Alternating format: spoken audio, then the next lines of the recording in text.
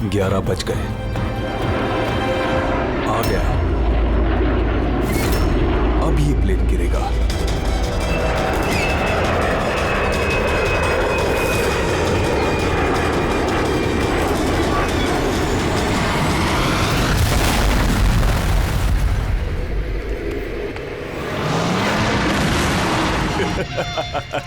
मजा आ गया।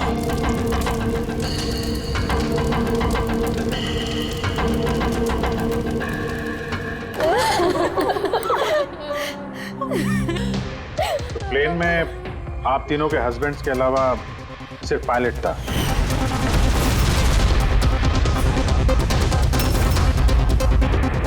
देखिए, अथॉरिटीज से हमने पूरी पूछताछ की और उन्होंने बताया कि प्लेन में कोई तकनीकी खराबी नहीं थी। तो फिर आप लोगों को ऐसे क्यों लगता है कि ये एक्सीडेंट नहीं था, ये प्लेन क्रैश नहीं था, बल्कि किसी ने जानबूझकर इनका खून किया है?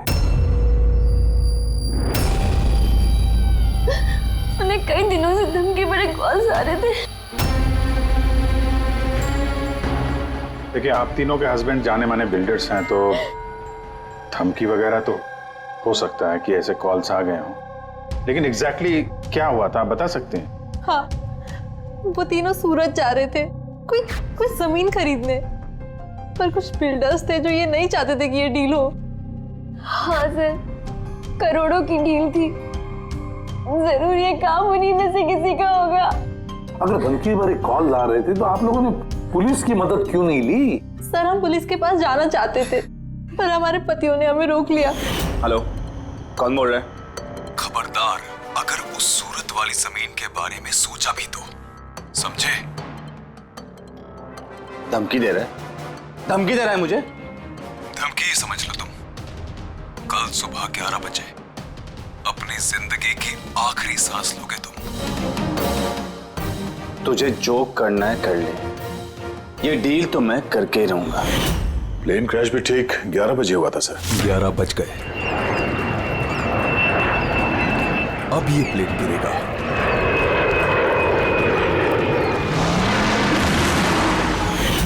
ये कोई सहयोग तो नहीं हो सकता? आप ही बताइए सर, क्या एक जमीन का टुकड़ा किसी इंसान की जिंदगी से ज्यादा कीमती हो सकता है? देखिए, मैं आपको प्रॉमिस करता हूं, जिस किसी ने भी ये किया है उसे हम सजा दिलाकर ही रहेंगे।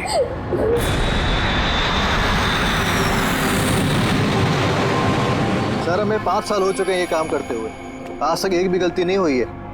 हमारे काम में सर गलती की कोई गुंजाइश ही नहीं। अगर सर प्लेन में कोई भी प्रॉब्लम होता है तो हम उसे उड़ने नहीं देते सर। तो आप लोगों के हिसाब से प्लेन में कोई खराबी नहीं थी? बिल्कुल नहीं सर।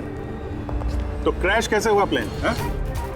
4 लोगों की जानें गई हैं, कौन जिम्मेदारी लेगा उसकी? सर, मैं तो खुद हैरान हूँ कि ये हादसा हुआ कैसे। फ्लाइट रिकॉर्डर पता है ना आपको, जिसे हम ब्लैक बॉक्स कहते हैं, उसमें भी सब कुछ नॉर्मल दिख रहा है। नॉर्मल कहने से काम नहीं चलेगा, सब कुछ डिटेल में बताइए, शुरू से, टेक ऑफ होने से पहले से क्या हुआ था? हमने पूरा प्लेन चेक करके पायलट को हैंडओवर कर दिया।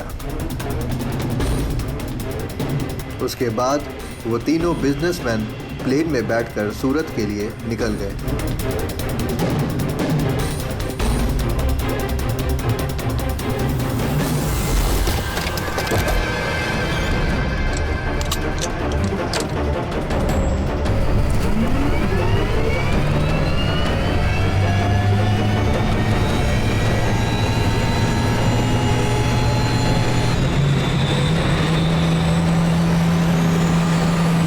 सर, हमें टेक ऑफ का परमिशन रेडियो फ्रीक्वेंसी पे मिलता है, मेन टावर से। कल हमें पूरी इंफॉर्मेशन मिलने के बाद ही हम लोगों ने टेक ऑफ की प्रक्रिया शुरू की थी। आप रेडी? क्या? अच्छा, ओके ओके ओके ओके, हाँ ठीक है, हम लोग देखते हैं। क्या हुआ सर? मदन को जिस फोन से धमकी भरे कॉल किए जा रहे थे ना, वो क्रैश वाले दिन यहीं पे था, इसी एयर स्ट्रिप पे। सर, अगर फोन यहीं पर था तो किसी अंदर वाले का हाथ है? क्यों? नहीं सर, हमने किसी को भी कोई भी धमकी भरे फोन नहीं किए। तुम लोगों ने नहीं किया तो कोई बाहर वाला घुस गया होगा। यही सिक्योरिटी ऐसी है स्ट्रिप की। अगर वो आदमी यहाँ पे आया था तो कोई ना कोई निशान तो जरूर छोड़ के गया होगा। चेक करते हैं। सर ये जगह तो पूरी खुली हुई है सर, अगर वो कहीं छुपा होगा तो कहीं हैंगर के पास छुपा होगा सर। ठीक है, वहां देखते हैं। चलो हैंगर के पास चलो।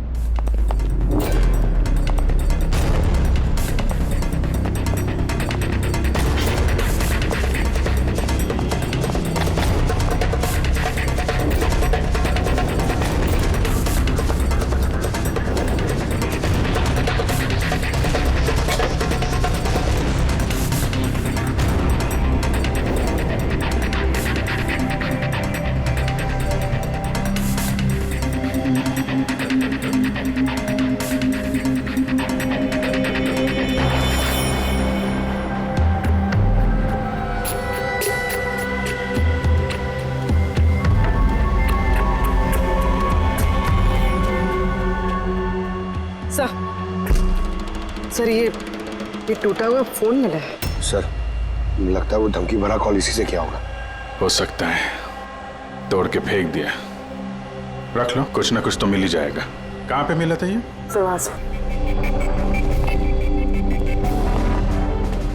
सर यहाँ।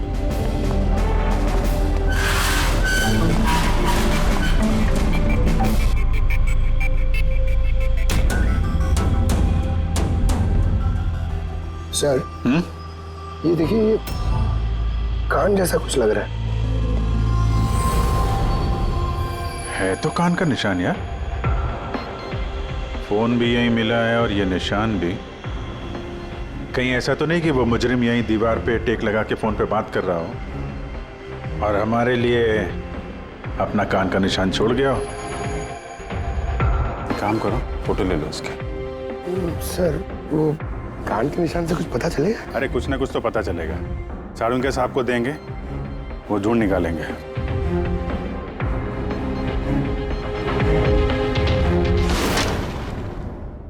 सर 2 लाशें मिल गई है, अंगद और मदन की। और सुमित और वो प्लेन का पायलट ढूंढ रहे थे, अभी तक पता नहीं चला। आप लोग प्लीज रोइए मत, हौसला रखिए। देखिए, हम आपसे वादा करते हैं, आपके पतियों का खूनी नहीं बचेगा हमारे हाथों से। सर, हाँ सर वो फोन तो मिल गया जिसे धमकी भरे कॉल किए गए थे, लेकिन सर हमारे वहां पहुंचने से पहले खूनी ने फोन तोड़ दिया ताकि हम उस तक पहुंच ना सके। सर हम जानते हैं सब किसने किया। जानती हो किसने किसने किया खून? रणदीप और शशि ने। रणदीप और शशि कौन है? हा? सर ये दोनों भी बिल्डर्स हैं। ये नहीं चाहते थे कि हम तीनों के पतियों की वो डील सक्सेसफुल हो। जानता था, मैं जानता था इस जुर्म का सारा इल्जाम हम दोनों पे ही लगने वाला है। आपकी तारीफ। सर यही है वो दोनों खूनी, रणदीप और शशि। पता नहीं इन औरतों की हमसे क्या दुश्मनी है, चाहे कुछ भी गलत क्यों ना हो, ये हम पे इल्जाम लगाती हैं। और एक बार पहले भी इन्होंने हमें झूठे इल्जाम में गिरफ्तार करवाया था। अच्छा, किस जुर्म में गिरफ्तार करवाया था तुम्हें? जरा हमें भी तो बताइए। सर जब पहली बार अंगद को धमकी भरे कॉल्स आ रहे थे तो मैंने ही पुलिस में रिपोर्ट लिखवाई थी इस रणदीप के खिलाफ, और पुलिस ने मुझे गिरफ्तार भी कर लिया, पर बाद में मैं निर्दोष साबित हुआ। हाँ सर, असल में वो धमकी भरे फोन कॉल उन गांव वालों के थे जिनकी जमीन ये लोग लेना चाहते थे। हाँ तो वो गांव वाले अब भी जेल में हैं। तो ये गंदी हरकत तुम लोगों के अलावा और कौन कर सकता है? देखा सर, फिर से हम पर इल्जाम। अगर ये हमने किया होता तुम सीआईडी के पास क्यों आते? कोई बात नहीं, बहुत जल्द दूध का दूध और पानी का पानी हो जाएगा। हाँ?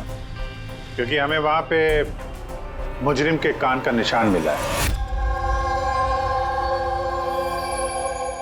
तो बस उससे तो हम पता लगा ही लेंगे कि खूनी है कौन।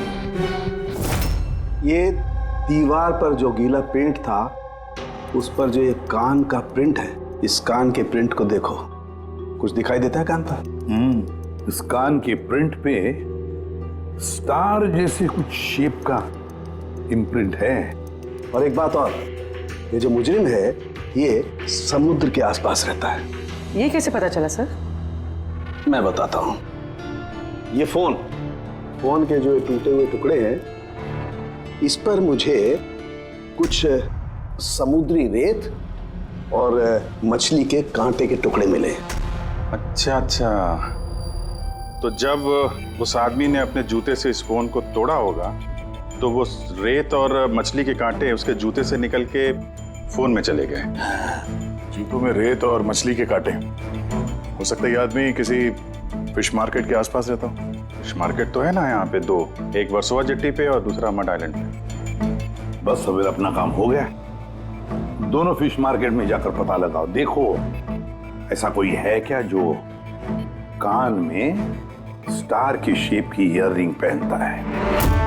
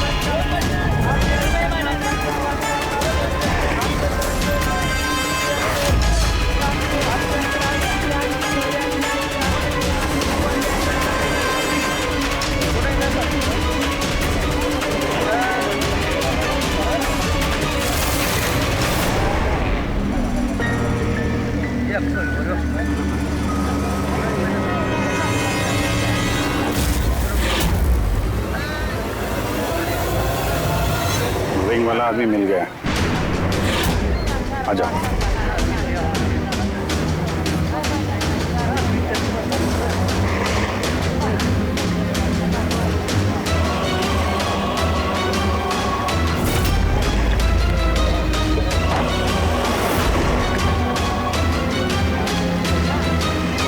किसी से मीटिंग होने वाली है।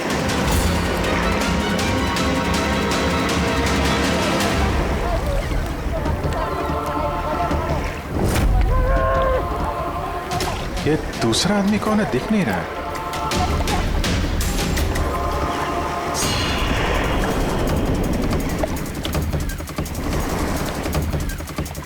ये तो सचिन है। एयरपोर्ट अथॉरिटीज ने मरने वाले पायलट के लिए इसके फोटो दिखाई थी। वो पायलट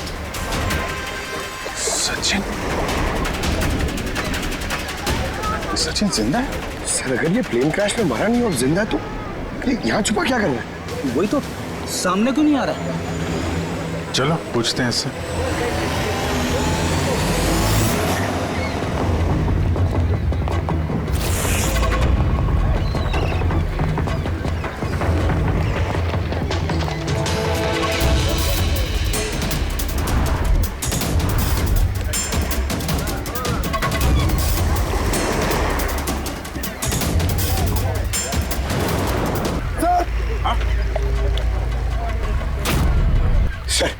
ये तो मर गया।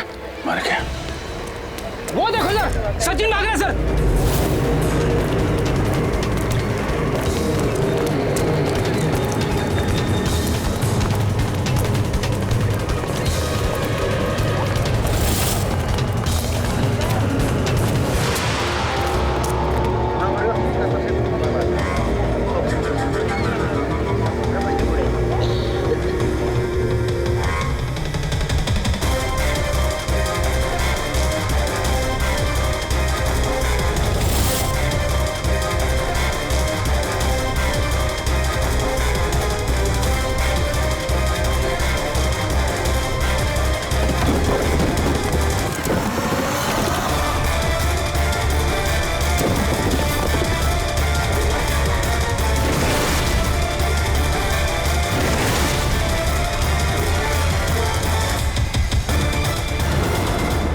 ये गया कहाँ? सर शायद वो आदमी कुछ ऐसा राज जानता था जो सचिन नहीं चाहता था कि हम तक पहुंचे, और शायद इसीलिए उसका खून कर दिया।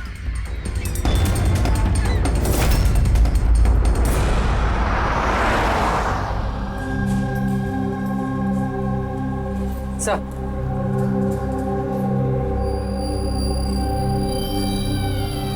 क्या सवाल करना है आप लोग को मुझसे?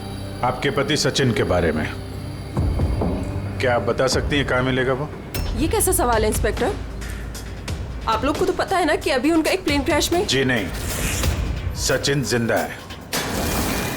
जिंदा है? जी हाँ। और आपको शायद ये जान के दुख होगा कि वो एक खून करके फरार है।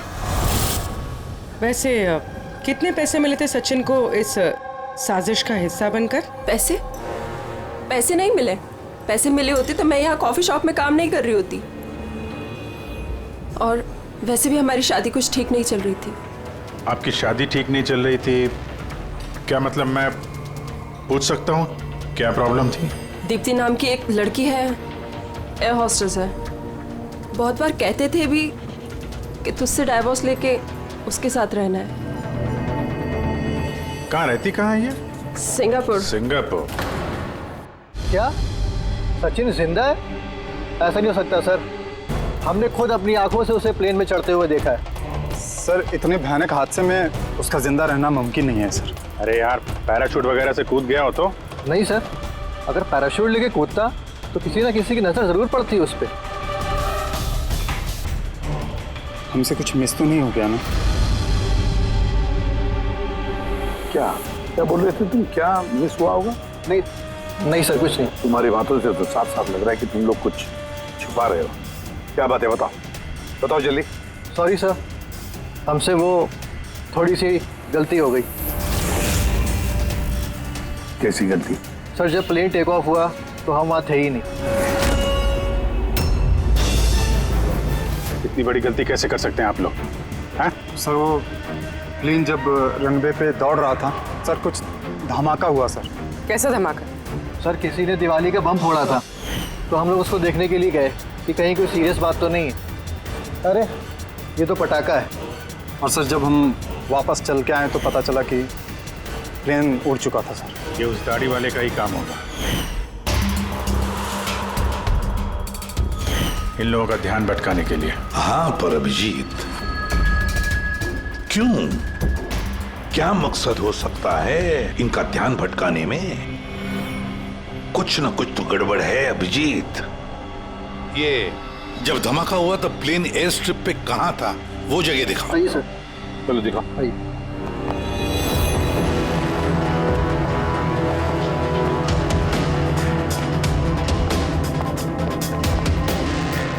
एक मिनट अभिजीत, ये तो खून है, सूखा हुआ खून। सर खून का रंग देख के लग रहा है ज्यादा पुराना नहीं होगा, आजकल का ही होगा। ये खून किसका खून है? ये यहाँ पर कैसे? पता नहीं सर। पता नहीं? हर बात का एक ही जवाब है तुम्हारे पास, हमें पता नहीं। और तो फिर पता क्या है तुम्हें? सर एयर स्ट्रिप पे खून है, कुछ ना कुछ तो हुआ है यहाँ पे।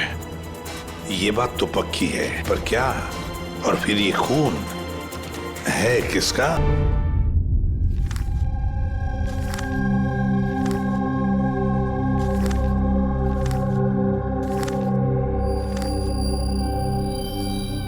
बस पता चल गया, एयर स्ट्रिप पे जो खून था वो किसका था। किसका था? ये पायलट सचिन।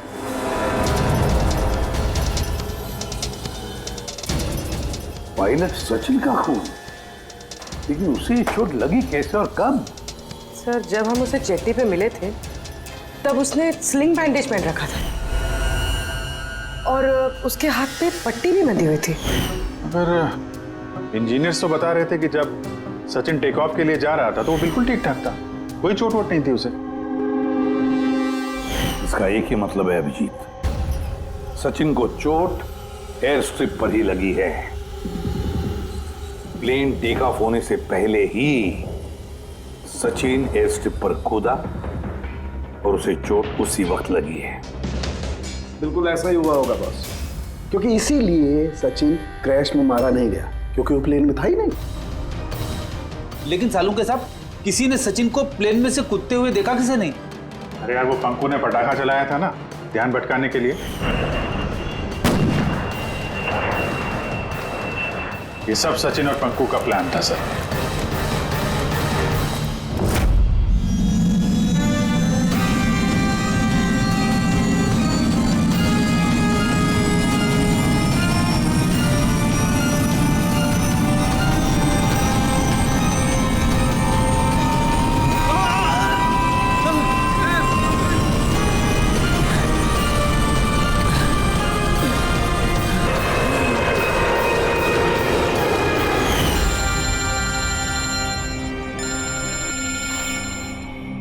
हेलो।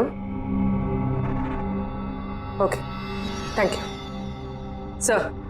सचिन की वो गर्लफ्रेंड दीप्ति जो सिंगापुर में रहती है, उसका नंबर मिल गया। सचिन, क्या हुआ उसे? वो ठीक तो है ना? दीप्ति एक बात बताओ, आखिरी बार तुमने सचिन के साथ कब बात की थी? 2 दिन पहले। 2 दिन पहले? मगर सचिन की बीवी ने तो हमें बताया कि तुम दोनों का रिश्ता टूट चुका है। नहीं, शायद उसने अपनी बीवी को नहीं बताया होगा कि वो मुझसे मिलने सिंगापुर आ रहा है। अच्छा, सिंगापुर कब आने वाले हैं सचिन? अब 1 हफ्ते बाद।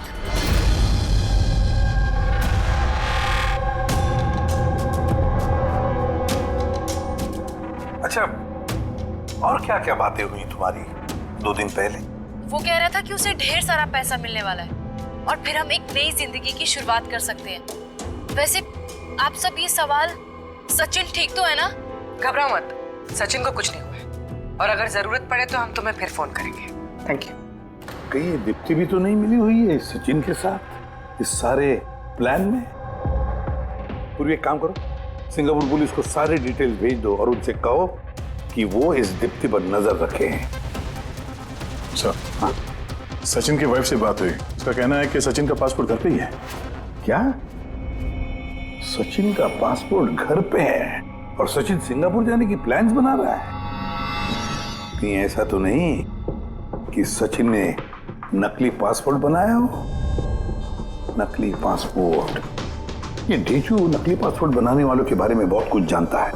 फिर एक काम करो, पंकज से कहो कि सचिन का फोटो लेकर वो ढीचू से मिले। हाँ? Yes sir. एक बात और, ये अगर सचिन प्लेन से कूद गया था टेक ऑफ से पहले, तो प्लेन उड़ा कौन रहा था? और सर, जब वो प्लेन से कूदा तो ये मदन, अंगद और सुमित, ये लोग ने हल्ला नहीं मचाया, चुपचाप बैठे क्यों नहीं? बॉस, प्लेन के गिरने पर हल्ला कैसे मचाते हैं लोग? तीनों के तीनों बेहोश थे। मगर सर, ये लोग बेहोश हुए कैसे? भी इन लोगों के पेट में ब्लैक कॉफी थी और उस ब्लैक कॉफी में ही नशीली दवाई मिलाई गई थी। क्या? ब्लैक कॉफी में नशीली दवा? आई एम बोर्डिंग, आपकी कॉफी। Thank you. तो फिर ये जरूर सचिन के प्लान का हिस्सा था।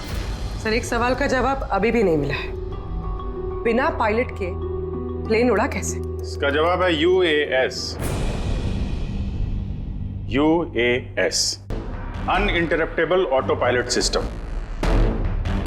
इस प्रोग्राम के जरिए जमीन पे बैठ के हवा में उड़ते प्लेन को कंट्रोल किया जा सकता है, कहीं से भी। हाँ सर, हम लोग फॉरेंसिक लैब में रह के भी हवा में उड़ते हुए प्लेन को कंट्रोल कर सकते हैं। और इस प्रोग्राम को इसलिए बनाया गया कि हवा में उड़ते प्लेन में अगर इमरजेंसी हो जाए या हाईजैक का प्रॉब्लम हो जाए तो उसका कंट्रोल नीचे वालों के पास भी रहे। मतलब प्लेन के कॉकपिट का कंट्रोल उसके हाथ में जिसके हाथ में वो रिमोट है। हाँ सर, और जिसके पास भी रिमोट कंट्रोल था उसी ने प्लेन क्रैश करवाया समंदर में। रिमोट कंट्रोल वाला खूनी, ब्लैक कॉफी में नशीली दवा। अगर एक बार पता चल गया ना कि ये ब्लैक कॉफी में नशीली दवा डाली किसने और पिलाई किसने, तो समझ लो ये रिमोट कंट्रोल वाले खूनी तक हम पहुंच गए। Remote control. Black coffee? Sir, Madan तो ब्लैक कॉफी पीते ही नहीं थे, उन्हें हाई ब्लड प्रेशर था। और सर, मैंने भी सुमित को ब्लैक कॉफी नहीं दी थी क्योंकि जिस वक्त वो घर से निकले मैं भी घर पे नहीं थी। देखिए, उन तीनों के पेट में से ब्लैक कॉफी मिली थी, जिसमें वो नशीली दवा भी थी। आप लोग तो कह रहे हैं कि आपने किसी ने भी अपने पतियों को ब्लैक कॉफी नहीं पिलाई। तो हो सकता है किसी और ने पिलाई हो उनको, या फिर कहीं बाहर गए थे तो वहां पर पी हो। कहीं गए थे क्या? हाँ सर, उन्हें हमारा ड्राइवर रवि एयरपोर्ट छोड़ने गया था, तो शायद हो सकता है अगर उन्होंने कहीं बाहर से कॉफी पी हो तो उसे जरूर पता होगा। रवि जरा बुलाइए उसे, कहाँ है? सर, जब से ये हादसा हुआ है उसने काम पे ही आना बंद कर दिया, उसने हमारे फोन भी उठाना बंद कर दिया। मतलब अभिजीत, ये रवि कल से गायब है।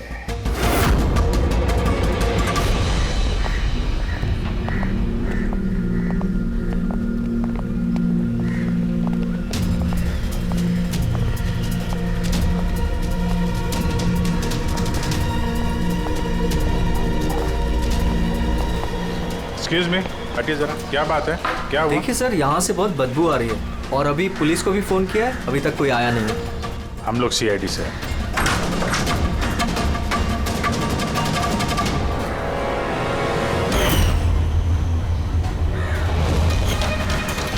सर, एक और मौत।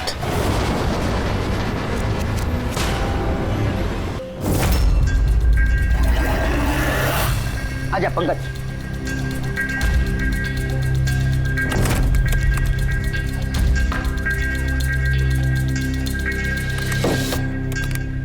क्या दोस्त, सुना है तुम बहुत अच्छा पासपोर्ट बनाते हो? किससे सुना? मेरे एक दोस्त ने बताया। दोस्त? कौन दोस्त? ये नहीं, मैं नहीं जानता इसे।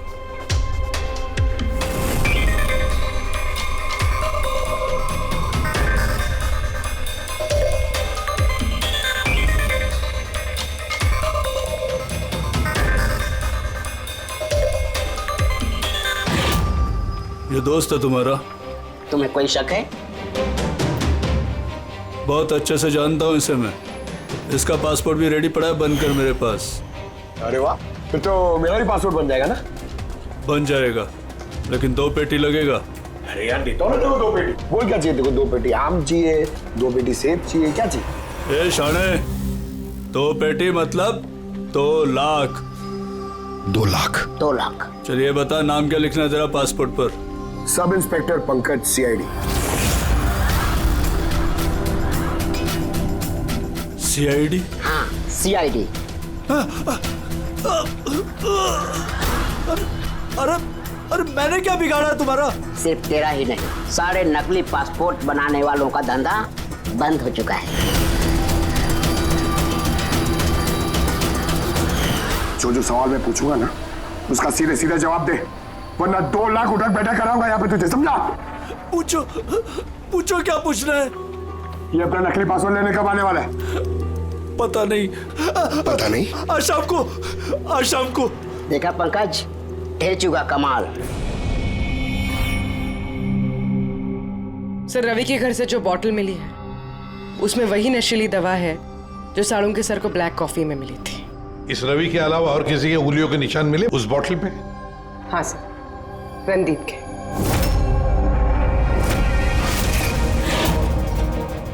रणदीप, ये रणदीप ब्यूरो में आकर जोर जोर से चिल्ला कर अपनी बेगुनाही साबित करने की कोशिश कर रहा था। पहले उसने रवि का इस्तेमाल किया खून करने में, फिर रवि को ही मार डाला। सर, मैंने रणदीप को कॉल भी ट्राई किया, लेकिन उसका फोन बंद आ रहा है। एक बार ये सचिन मिल जाए ना, तो वही पहुंचाएगा हमें इस रणदीप तक। शाम को तो आने वाला ही है वो, अपना नकली पासपोर्ट लेने के लिए।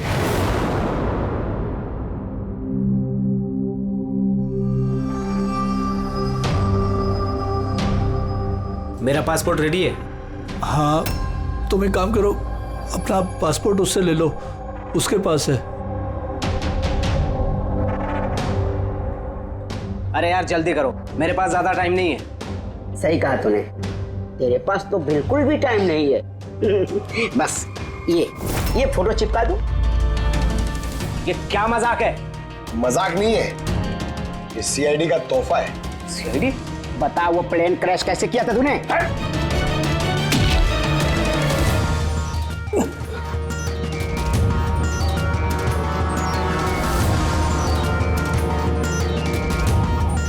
सीआईडी से भाग के टेक ऑफ करना इतना आसान नहीं है। इमरजेंसी लैंडिंग करनी पड़ जाती है मुजरिमों को। पैसों के लालच में अंधा हो गया था मैं। इस काम के लिए मुझे 50 लाख रुपए दिए गए थे, लेकिन सर मुझे पता नहीं था कि वो लोग मारे जाएंगे। पैसे किसने दिए थे तुझे ये बता। सर मुझे नहीं पता, मैंने सिर्फ एक बार बात की थी उससे। पंकज जरा इंटरनेट पे देखो, इस रणदीप का कोई इंटरव्यू वगैरह है क्या? सर मिल गया। मैं अपनी कामयाबी का पूरा श्रेय अपनी कड़ी मेहनत और सच्चे लगन को देता हूं कि इस दुनिया में कुछ भी नामुमकिन नहीं है। मैं कहां था और कहां आ गया। सर ये उसी की आवाज है सर, आई एम श्योर ये उसी की है। आवाज रणदीप की और वाइल पे उंगलियों के निशान भी रणदीप के। रणदीप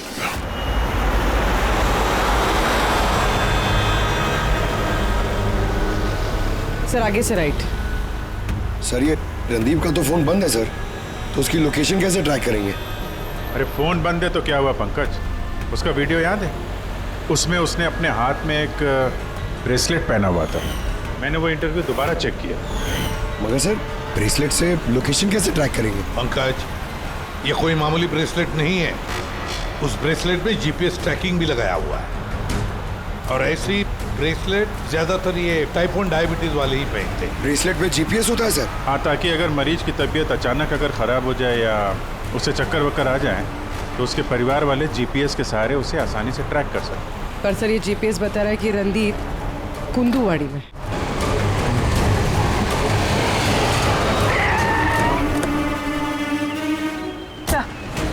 यहीं कहीं है, यहाँ पर।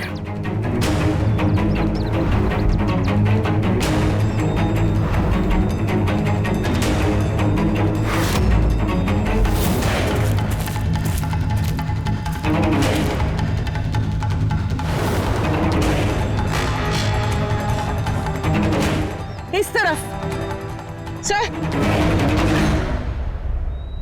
सर यहीं कहीं है।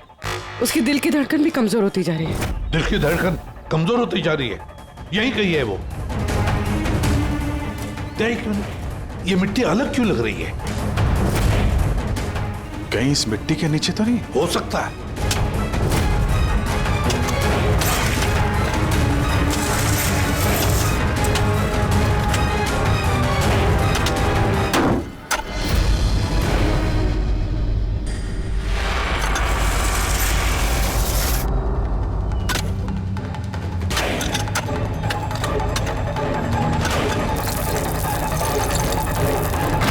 माय गॉड, जिंदा है? अच्छा सर, हम तो सोच रहे थे ये रणदीप खूनी है, पर यहाँ तो कोई उसकी ही जान लेने चला था। सर मुझे नहीं लगता कि रवि का खून रणदीप ने किया होगा, क्योंकि ब्यूरो से निकलने के बाद उसकी ब्रेसलेट की लोकेशन यहीं पर थी, वो और कहीं गया ही नहीं। मतलब जिसने भी सचिन को पैसे दिए वो रणदीप नहीं, कोई और ही है। लेकिन सर आवाज तो उससे की थी, उसने खुद पहचानी है। पूरी आवाज बदल के बात करना कोई बड़ी बात नहीं है, और आजकल सर ऐसे मोबाइल ऐप्स आए हैं जिसके जरिए कोई भी किसी की भी आवाज में बात कर सकता है। तो फिर कौन है वो जिसने रणदीप को फंसाने की कोशिश की? है कौन वो जिसने ये आवाज बदलने वाला ऐप इस्तेमाल किया?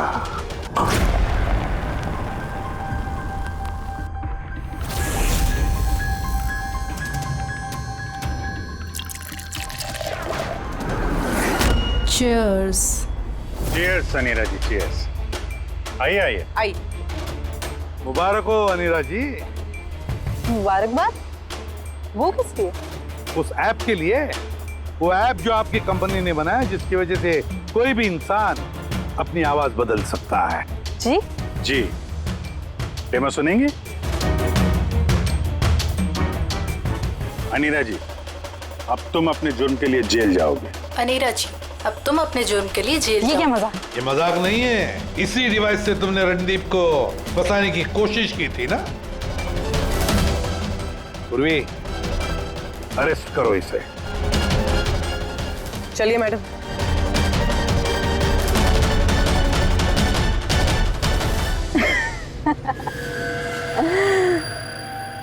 इतनी भी क्या जल्दी है सीआईडी वालों, जरा उधर तो देखिए। जाने दो उसे। बेवकूफी छोड़ दो ये। छोड़ो उनको।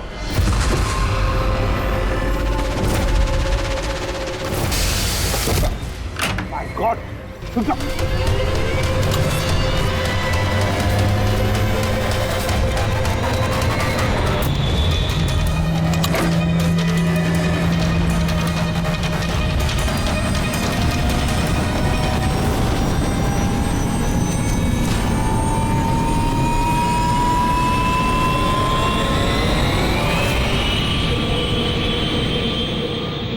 Good bye CID.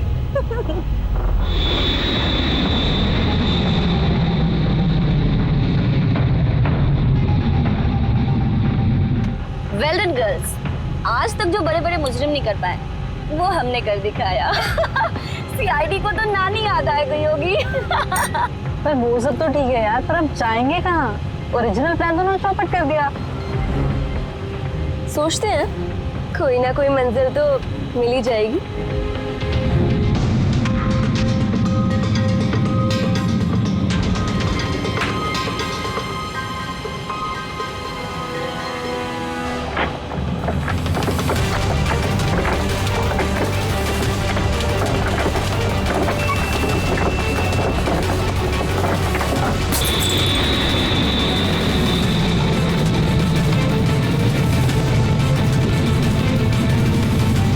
अरे अमीरा, ये कैसे प्लेन उड़ा रही हो तुम? अरे मैं नहीं चला रही हूँ यार, तुमने तो कहा था ना कि तुम्हें प्लेन उड़ाना आता है। अरे मैं ये नहीं कर रही हूँ, ये अपने आप हो रहा है। ओह नो, प्लेन तो नहीं उड़ा रहा।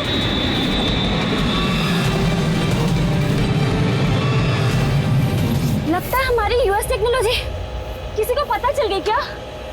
मगर कैसे?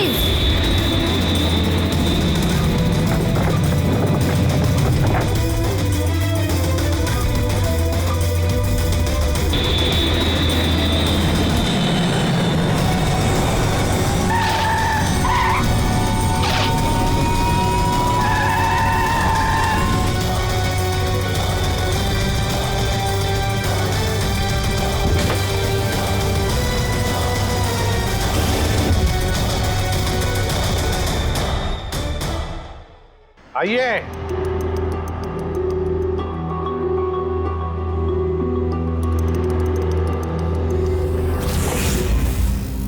जिस देश में औरतें अपने पतियों की लंबी उम्र के लिए व्रत रखती हैं, कोई ऐसा भी कर सकता है कि अपने ही पति का खून कर दे? बहुत ठोस वजह रही होगी आप लोगों के पास। हाँ वजह थी, हमारे पति कोई दूध के धुले हुए नहीं थे।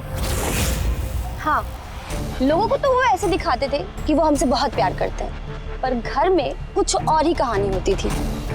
ना हमें उनसे प्यार मिला और ना ही वफादारी। अंगद ने तो कई बार रिया पर हाथ भी उठाया था। हॉस्पिटल में भी भर्ती हुई थी वो। इन सब से तंग आकर हमने अपने पतियों को धमकी भरे कॉल्स करवाए और सोचा मौका अच्छा है तो हमने उन्हें मरवा दिया।